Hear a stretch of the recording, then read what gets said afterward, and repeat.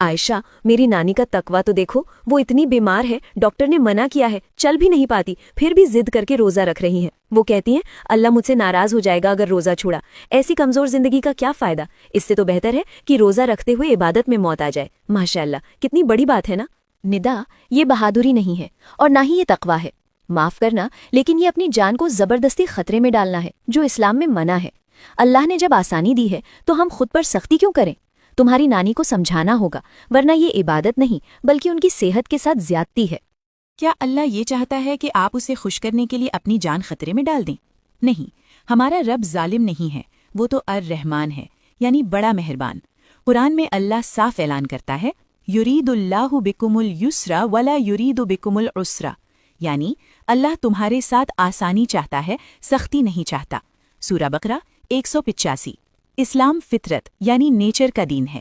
شریعت نے 4 طرح کے لوگوں کو روزہ چھوڑنے کی رخصت پرمیشن دی ہے، اسے غور سے سنیے۔ 1، مسافر۔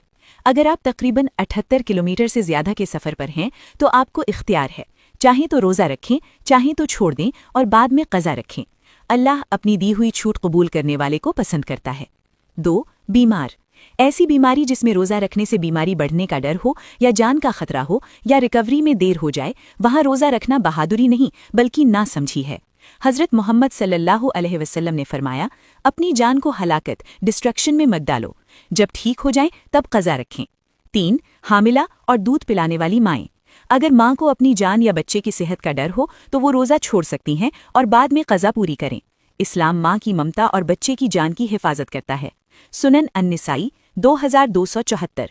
بہت بوڑھے لوگ، وہ بزرگ جو اتنے کمزور ہو چکے ہیں کہ نہ اب طاقت ہے اور نہ مستقبل میں طاقت آنے کی امید ہے، ان پر روزہ معاف ہے، انہیں قضا بھی نہیں رکھنی، انہیں صرف فدیہ دینا ہے، یعنی ہر چھوڑے ہوئے روزے کے بدلے ایک غریب کو 2 وقت کا پیٹ بھر کر کھانا کھلانا، بس۔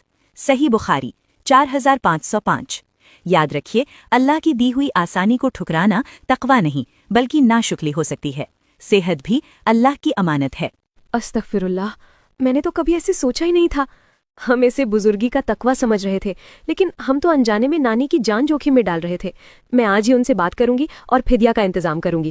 بالکل، اور ہاں، بچوں کے معاملے میں بھی یاد رکھنا، چھوٹے بچوں 7-8 سال کو پیار سے عادت ڈلواؤ، مار پیٹ کر نہیں، لیکن جب بچے بالغ ینگ اڈلٹس ہو جائیں تو پھر کوئی بہانہ نہیں۔ تندرست جوان کے لیے روزہ فرض ہے، اسے چھوڑنا ہلاکت ہے۔